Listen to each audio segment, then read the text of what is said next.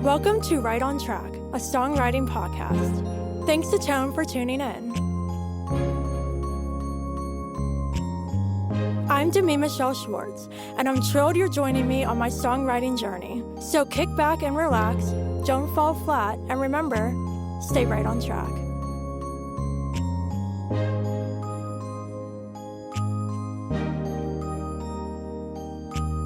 Hello everyone, welcome back to Right on Track. This is the last episode of 2021. I cannot believe we're here already. It's been an incredible journey so far.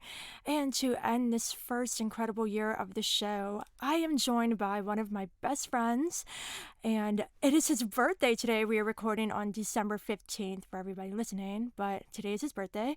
He's one of my best friends, and you know him as Captain Eddie from Heart of Indie Radio. Please welcome Eddie Davis. Thank you so much. What an intro. And thank you for the happy birthdays. I appreciate that. And, this has been such an interesting day so far. And from what I gather, it's long from over. So, I'm happy to be here. Thanks for inviting me. Of course, thanks for hopping on with me. And before we get into our very special episode we have planned today, can you share with the listeners a little bit about yourself, how you got into music, and a little bit about Heart of Indie Radio?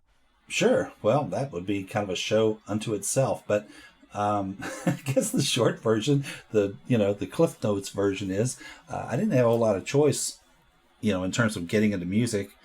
Where I grew up, Tennessee is the music capital of the world. That's the position that I'm going to take.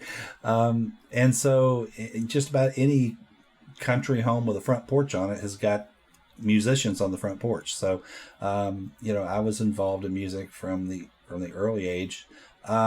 An interesting spin, and any of you who've listened to any of our other shows, particularly the Memphis show or the Nashville show, I'm not trying to plug the shows, I'm just trying to share a story here. If you listen to those shows, then you know that I kind of grew up around music studios. And so one of the things that my mother found out is that as opposed to getting into trouble, I would venture into the sound studios, and they seemed to adopt me, this little kid, and they let me hang around. And so as opposed to, having a babysitter, she would just drop me off at Stax or King or wherever, and wherever we lived at the time, and they put up with me, and I got to hang around with some really cool musicians who were recording in the studios at those times. I even had my own stool with my name on it, which was kind of cool. But yeah, those are stories unto themselves. But I'm a musician myself. I play and I sing and I write and I do all the same things that all of you do, which is why I have such a passion for music and for independent artists. A little bit about Heart of Indie Radio. Heart of Indie Radio is actually an offshoot of Hands of Grace, Ray of Light. And Hands of Grace, Ray of Light was originally founded to support children's hospitals, Shriners Hospitals for Children, both in the United States and Canada, and Texas Children's Hospitals. And we do that because they will, if there's a family who has a child with a chronic illness, and for whatever reason that family can't afford to pay for the medical care for that child, those hospitals will step in and take care of the child. They won't even send the parents a bill.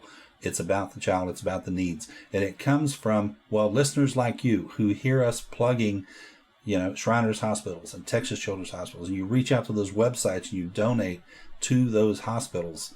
And it's a safe and secure way to do it, but you're touching a child's life. You're probably saving a life. And that is how we got involved. So it sprang up from that. One of the things that we figured out was we were saving children's lives when they were very young, only to lose them when they're teenagers through teen suicide. And so suicide education, awareness, and prevention became a huge part of our campaign. And that's actually where the Ray comes from. Ray is actually part of the name of Madison Ray Torres, who is one of our fallen angels. I'm going to try not to get emotional with this, but she's one of our fallen members, and she took her own life. So that's where the Hands of Grace, Ray of Light, R-A-E, is in honor of her. And then the final part of the triad, it's so sad and it's so annoying at the same time, but educational systems around the world, and particularly in North America, where music is so important, they were cutting music programs from their curriculums, for financial reasons. They didn't have enough money in their budget. They had to cut somewhere, so they started cutting the arts. And what's the first thing to go? Music. And we said, no, that's not happening. And so we started getting involved in different communities and pushing back, and we were able to kind of force some of those school districts to backpedal and re-engage those programs. And for those that we couldn't change, we changed it in the community, and we're trying to help sponsor music programs in the community for kids who want to get involved in music. It is so important that they at least have the opportunity. It's not that they're necessarily going to choose music as their career path, but they at least need the opportunity to have experienced it and given it a try and see if it's something that they're really passionate about.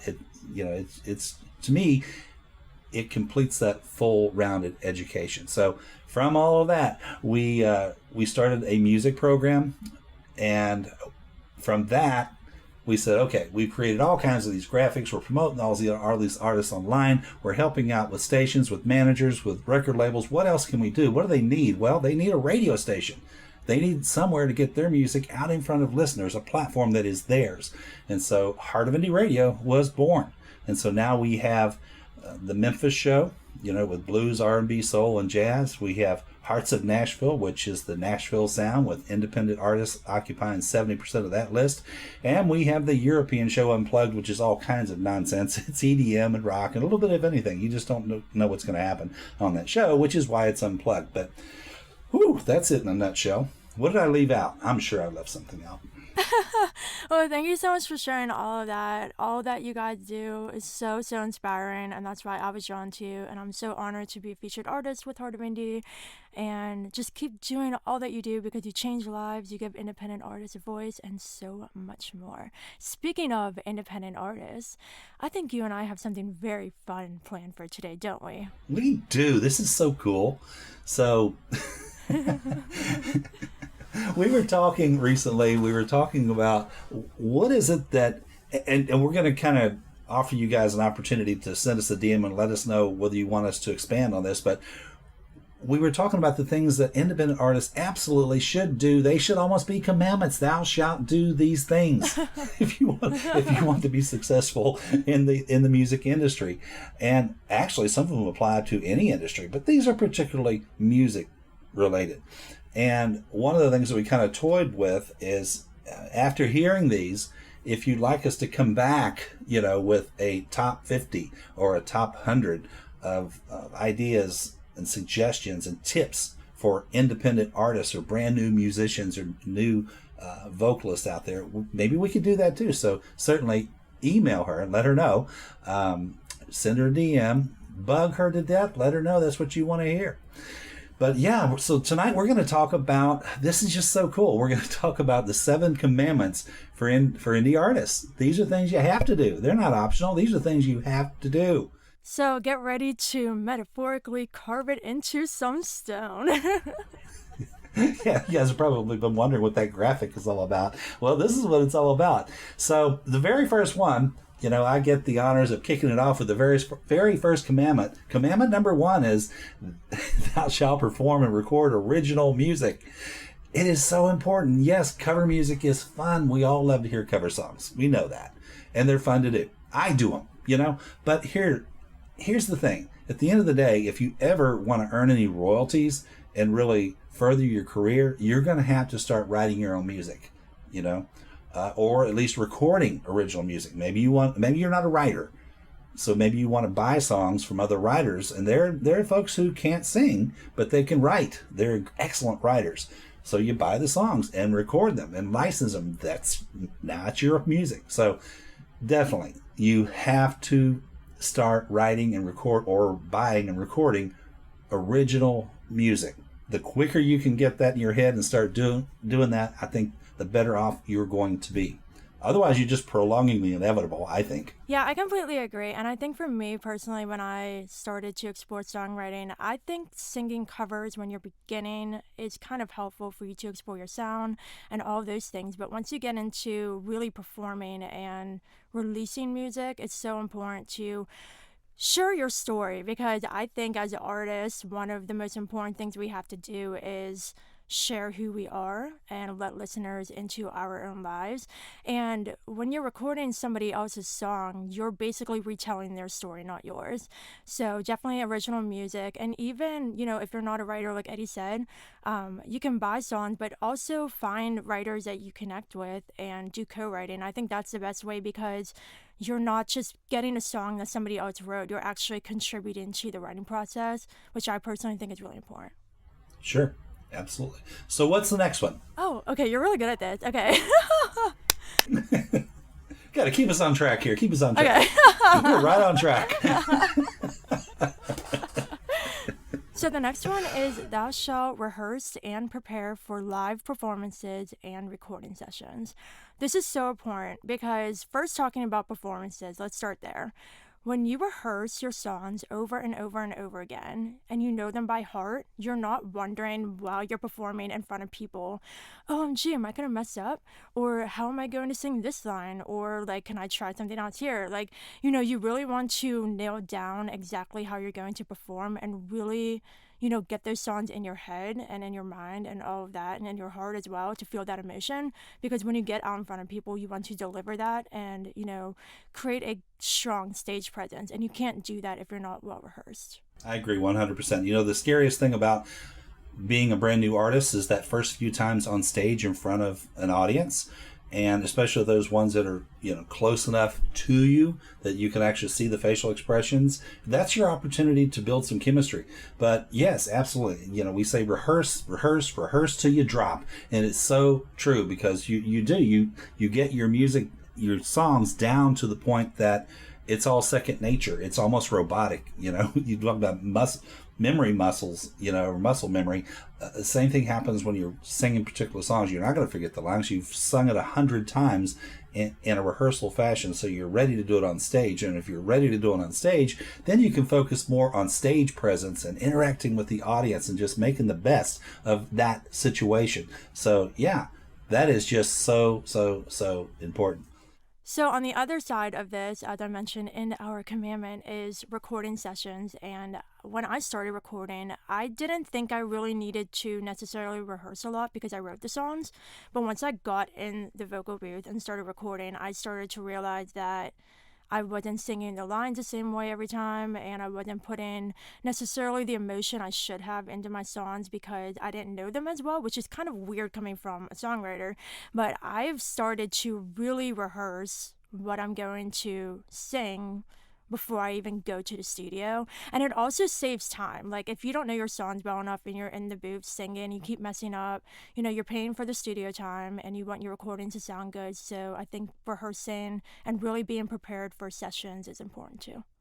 Yeah, there is nothing worse than hearing a production manager say, "Dream on, take 17." Every time you hear that, is cha-ching, ka-ching, ka-ching. Time is money in there. And I would throw this other little tip in there. Even if you're recording from home, you're rehearsing from home, you're trying to get ready at home, if you can find a space at home that is yours, I don't care if it's a closet. Get used to recording in a confined space so that when you're in the sound booth in a recording studio, you're used to that environment and you know what it sounds like. That may sound silly on the surface, but how you sound in an open room is going to be very different from how you sound with a headset on in a confined environment. So practice that at home too, so that you're prepared for the studio environment, because depending on the studio, it might be a wide open studio, which I've been in, or you could have all these little small booths where they plug you into, and that's not your environment. You're not used to it. So be prepared for either situation. Having said that, go out to the studio you plan to use and tour the studio. Get a feel for it. Walk into the booths. Ask them to give you a full tour, to let you walk around and just, experience it. It is so important to make it a home if you're going to spend some time. And believe me, you're going to spend hours and hours and hours in that studio. So you can make yourself at home. Right. And my studio is my home, and I can't wait to record more. So, Eddie, what is commandment number 3? Oh my goodness. This is so important. This is right up my alley. Thou shalt be active in all aspects of your brand. And what I mean by that is you need to be engaged in your own brand management. Everything from the management of you as an artist to your bookings, marketing, contracts, production, digital distribution. You need to be involved in everything. Yes, there are things that a manager does. You sign with a manager and they're in charge of your brand and to help promote you. That's part of their job. But you should never just sign away your brand and say, okay, you go do that. I'm going to sing over here. I'm going to do my thing. You do your thing. No, you need to be involved and know what's going on every day, every minute with your brand, and be involved in that narrative. Help make those decisions. And don't be afraid to voice your opinions if you're not really happy with the situation or you're not comfortable. It's only going to get worse. It doesn't get better. So if you're not comfortable with the situation, then voice that opinion very calmly, very respectfully, very kindly, and work through it. Having said that, you need to be familiar with music contracts and what's in them, what they mean for you short term and long term. And, we could do a session just on contracts and contract negotiations. If you guys want to hear that, send us a DM or an email and let us know, hey, I want to know more about contracts because I don't know. I don't have a clue. That could be an entire show all by itself because it's so complicated. It's so in depth. And to be honest, it's a little dry, but it's important. It's incredibly important. It is at the heart of everything you do. Everything else falls apart. All of your hard work, time, energy, and effort falls apart if you don't have your contracts all in line. Awesome. Just something to add here. I think, from an indie artist point of view, it's so important to be invested in all that you do and contribute to the development of your brand because you know me, Eddie. I like being in control and I like things to go the way I want them to go.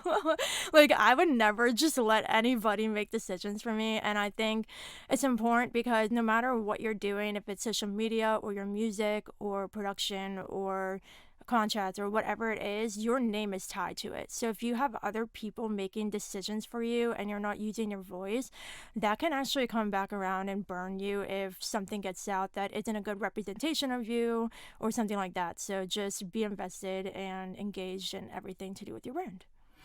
Absolutely. So what's coming up next? Next is thou shalt effectively build an online presence and be educated in digital marketing. This is huge. I feel like we live in a day and age now where the internet is basically taking over, and I think it's important to not only have social media, if we want to start there with social media and the online presence. You can't just have social media for personal reasons. You have to learn how to use it for marketing and networking and all of those things. And tied into an online presence, which I think is one of the most important things beyond your social networks, is a website. You have to have a website. Even before you release your first single, I think it's so important to start building up that website because that is your home on the internet and you have complete control over it. I couldn't agree more. It is so important that you are engaged on social media. And by that, I don't mean just making comments and measuring likes and retweets. And those are interesting numbers, but you got to dig in behind those numbers and look at the real analytics. How many people did you get in front of? That's what's really important. And yes, understanding digital marketing today, because it's not the same animal as it was 5 years ago or 10 years ago. It is very different. And so you need to understand what the advantages are from company to company to company. What do each of them offer you and which one best suits your brand and your goals for now. None of them are forever contracts. Back to contracts again. None of them are forever. Just figure out which one actually works better for you, and we can talk about that too more in depth because that's its own thing. But it's just so important to get involved in social media because as far as I'm concerned, social media, whether we like it or not, social media and websites, online presence is the future of music. That's where it's going to be. And we talked about this the other day, and it's so scary. And we've done a few little surveys, and it always lands between the low 70s to low 80% range. And what I'm about to refer to is we always sample 100 new artists and evaluate which ones have websites. And it's always like almost a quarter of them don't even have websites. That is so scary. You cannot be a music artist and not have a website. Even if it's just some very fundamental information. Here's my story, here's my vlog, here are some links to my my YouTube videos.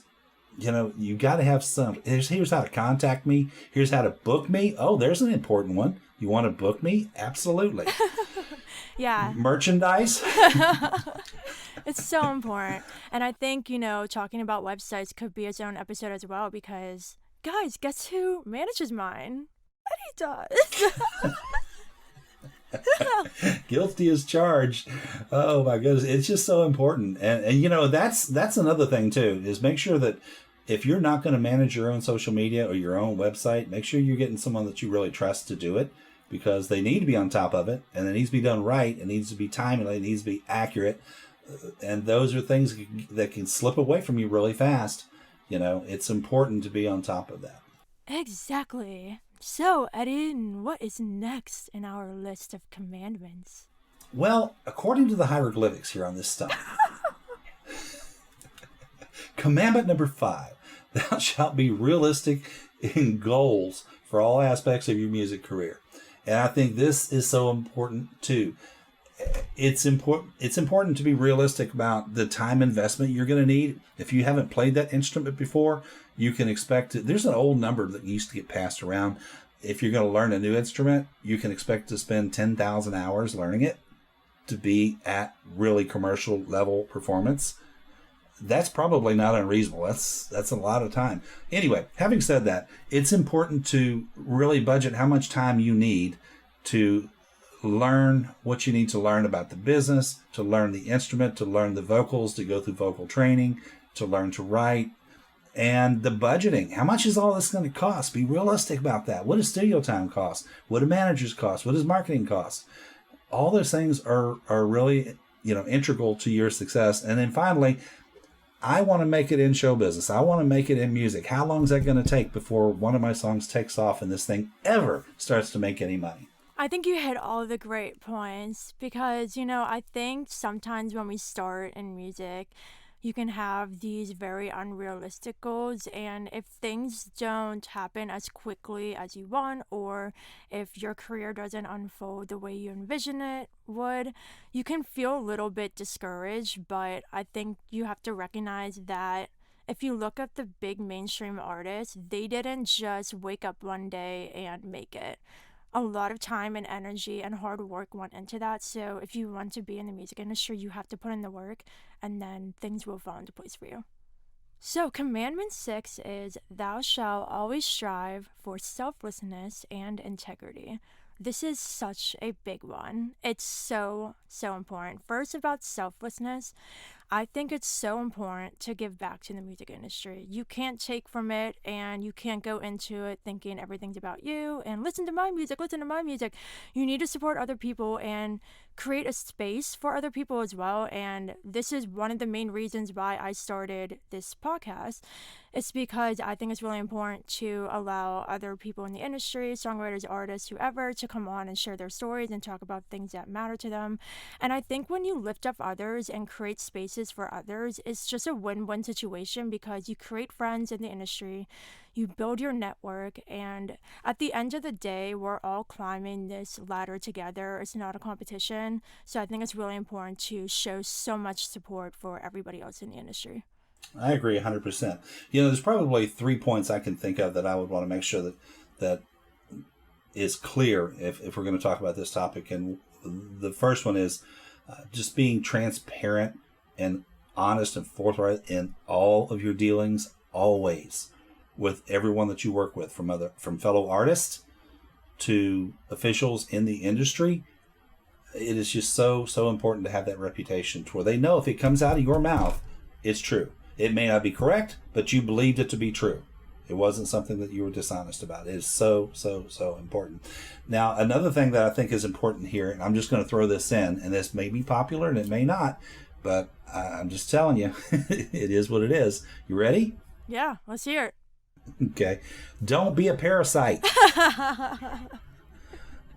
How many of us have gotten emails from folks or phone calls from folks, and the only time they ever reach out to us is when they want something? Right. It's so annoying. Oh, don't do it. Down the street from that are the emails where they open up and they're talking for 2 or 3 sentences about something nice and warm and fuzzy, and then you get into the meat of the email and they want something. It's like, there it is. Where it's coming. It's coming. It's coming. There it is. Don't do that. You know, if you're gonna send out an email to someone, or you're gonna call them on the phone, or you're gonna text them, and it's a personal communication, keep it personal. It's so important. Keep it personal. That way, you're building communication integrity. And I preach about this in the office all the time. It's so important. Communication integrity is important, because when you get that email and it starts out with something funny in the subject line, it's going to be funny all the way through the email. If it starts out with business in the subject line, or the first sentence is about business, okay, at least they're honest. They need something. Straightforward about it. Don't hide it. Be transparent and be consistent. It's so important. And integrity is so important. You know, back to, again, being transparent, being honest. That is so important. Your integrity is everything.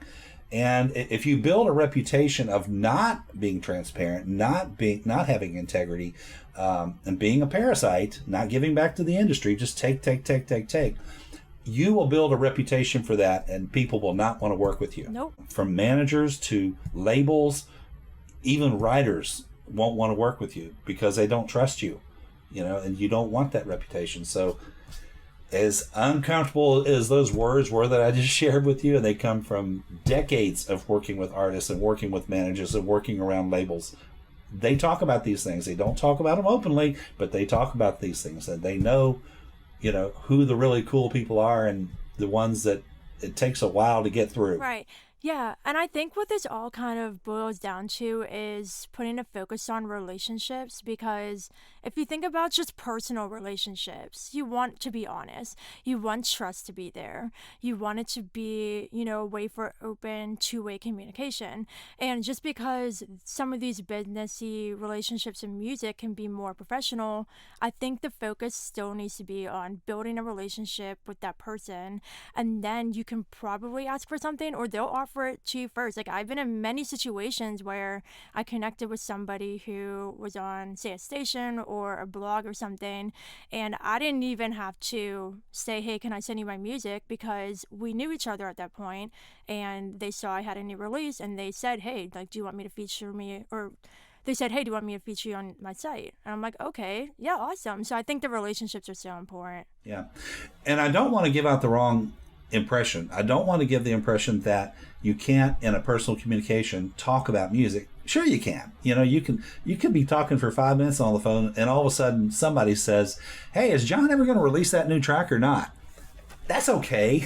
You know, because you've had this long personal conversation. It wasn't, you know, 2 sentences about you and your family and then blah, blah, blah, I need all this stuff. You know, just respect is what it comes down to. Just having respect for the person that you're interacting with, and respect for their time as well, because time is a commodity that we can't create.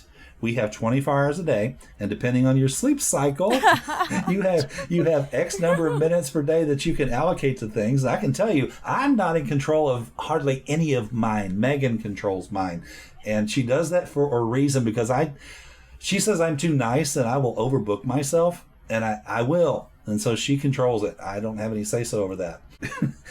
I will overcommit because I don't know how to say no. I'm too nice. I don't know how to say no. So that doesn't mean you can take advantage. Now you got to go through Megan, so good luck with that. Anyway, so our last one, and this is probably the biggest one, and we could talk about this for an entire show, but commandment number 7, again, according to these hieroglyphics on the stone, thou shalt believe in yourself. Oh my goodness. If you don't believe in yourself, no one else is going to. They're looking for your own sense of self-worth. You know, don't underestimate yourself. Don't underprice yourself. Embrace who you are and run with it. You're in charge of your brand, your music, everything about yourself. You're in charge of it. Yeah, I struggle with self-belief. I still do a little bit, and you know this. You've told me a million times. Just believe in yourself. Stop saying you can't do something. Stop this, stop that. I think when you're a new artist, it's super intimidating because you can look up to these mainstream artists, but then you also have your peers, the other independent artists, and you can see them succeeding, and you're like wondering if you're good enough, if your voice is good enough, if your writing's good enough, if your personality fits the industry. There's so many things that go into it, and I really struggled with it when I started. I feel like I'm getting better, and I think one of the biggest things that helped me get better is I think you really need to find the people in your life who will support you and encourage you. Eddie Davis. And I think, it's really important to have those people, because if you don't have somebody in your corner cheering you on, you can feel like insignificant and all those things. So I think, believing in yourself and having that select few people who really believe in you too, and that'll help you a lot. Well, you kind of hit on something that I think is worthy of exploration here. First of all, every artist gets butterflies when they go on stage, depending on the venue. If you're used to singing to 6,000 people, all of a sudden you got 60,000 people. That's a whole different animal. But anyway, having said that, every artist goes through stage fright, and you may see someone who is a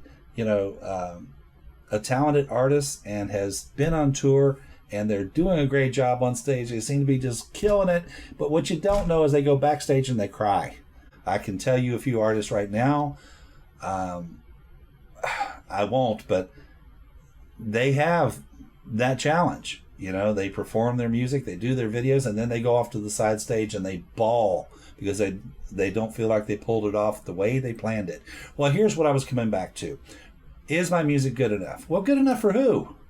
There's a niche. There's a niche for every artist. There's a niche for every music. That's why we have so many genres and subgenres, which is also why all those lines that divide music are slowly blurring, because there's such crossover. I'm reminded of an artist who back in the 60s literally held a sign up that said, "I can't sing." Bob Dylan. Yeah. He said, "I can't sing." And, for mainstream commercial music, he had a rough sound to him. But now, now he's an award-winning artist. I mean, he is legendary, but he has his own unique sound. I think that drives home the point that there's not a plateau that you have to get to. You have to get to the point that you're entertaining, you believe in yourself. Again, you find people who do believe in you and help promote you, and then you find an audience that is in love with your sound, whatever that sound is. Right. Yeah. Also, I want to add here real quick is I think part of this too is having, the right expectations for yourself. I feel like you can get into the headspace of if you can't do everything, then you're just not good, period. And I think a part of self-belief is recognizing your strengths and weaknesses and embracing those, and recognizing that some things will be easy for you, some things won't. Some songs will perform well, some won't. Some things will go well, some things will be train wrecks, and that's just a part of life in general. Not everything's going to be perfect, so you can't have this expectation that your music career is going to be this flawless thing, and I think that's really important to remember. Yeah, and I think it's also important to remember that, or at least consider, maybe remember is not the adjective I'm looking for, but consider that the genre that you're shooting for may not be who you are. That's hard to embrace sometimes, that maybe you are shooting for country and you're rock, or vice versa. And you just need to be willing to accept that. And I want to backpedal just a second, because I feel like Bob Dylan's going to come at me. There are songwriters who can't sing, and there are singers who can't write, and there are some who do both. And he does both. In fact, Bob Dylan actually won the Nobel Prize in literature for his songwriting. So from the guy holding up a sign that says, "I can't sing," to the guy who later wins the Nobel Prize in literature for his songwriting, I think that says it all right there. Believing in yourself and willing to, and he carved his own path. There was no path for his music. Yeah, I mean, he was in American folk, so there was kind of a genre for it. But even within that genre, he carved his own path through that, and rock, and merged the two. And it happened to be at a time when the country was in turmoil anyway with the war. But you take advantage of those situations, As an artist, every year we have something going on in our own country. Most recently we had COVID. And so, think about Alice and Leia. taking advantage of that with we can still sing. That was so cool. That was brilliant. I love her. She is such a cool artist. But that's a great opportunity of, it's a great example of taking that opportunity and running with it, and she did. And it's a beautiful song. If you haven't checked it out, you need to check that out. So, instead of holding up signs that say, I can't sing, how about we all create signs that say, I believe in myself, and hold those up? I can sing, and I can write, and you don't have to like it, but I do, and someone does. And, here's the thing, make music that is relatable. Your art should be relatable to others and touch their hearts, touch their lives, and help them understand that, you know what? My life maybe doesn't suck. Maybe it's not just me. There's other people who feel the way I do. I'm not weird after all. I'm okay. And music does that for us in a way that words can't. Yeah. Because we have the music and the lyrics to go with it. But yeah, this is just such a cool thing to cover here. And I'm so glad you invited me to come help with this, because this is so cool. And this is just 7 of them. So if you guys want us to kind of talk about 50 tips or 100 tips, we can do that. But I thought this was fun. So thank you for inviting me. This is cool. It was super, super fun. So how are you feeling about just carving these very important 7 commandments? Well, I think that, it is my hope that people will listen to this podcast and consider this. In fact, it is my sincere hope that they will click repeat and replay it and listen to it and take notes and, apply some of these things to their lives. Just imagine how much independent artists' lives would change if they would apply even half of these. Oh my goodness, can you imagine how our industry would change if they applied some of these things, particularly in terms of giving back to the community? We didn't talk about this, and it's worth repeating. It's worth exploring. And here's this one little thing. Please don't hoard information.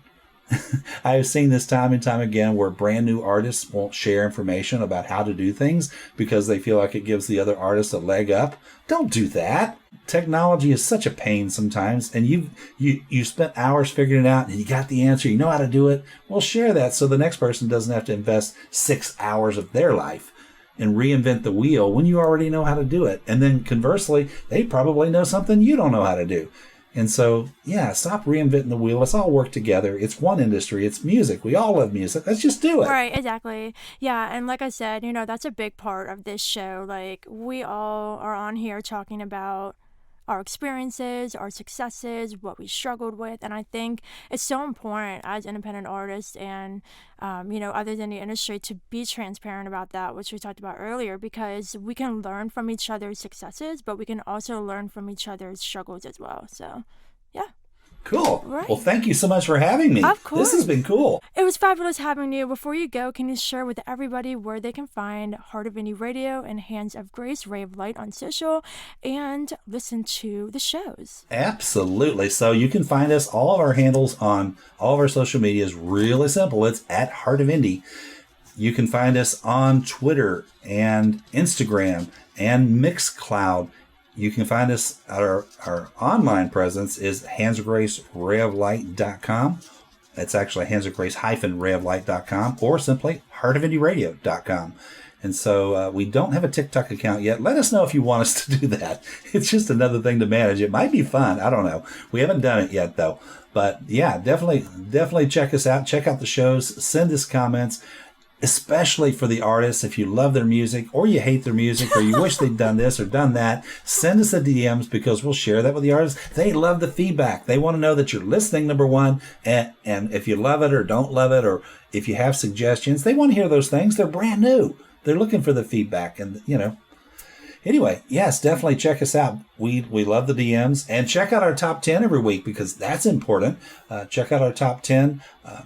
That is a really tight algorithm. Why is it only 10? Well, if it was a top 100, your odds would be tenfold about getting into that chart. But since there's only 10, it's really pretty tight to get in there. You can also check us out on Spotify, by the way.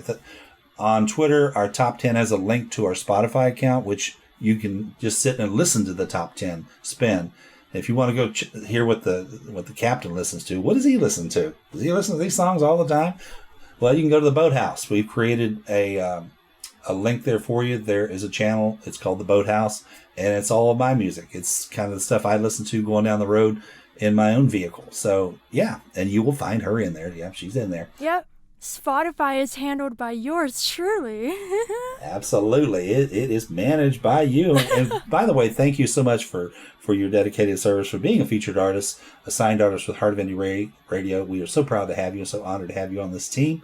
It is just awesome. We love all of our artists. They're all hardworking individuals who understand the concept of selflessness and giving back. It is so cool. Yeah, so thank you so much again, Eddie. Everyone, Eddie is going to be back with me for another episode right after this one for the first episode of 2022, so stay tuned for that. Until next time, though, stay right on track.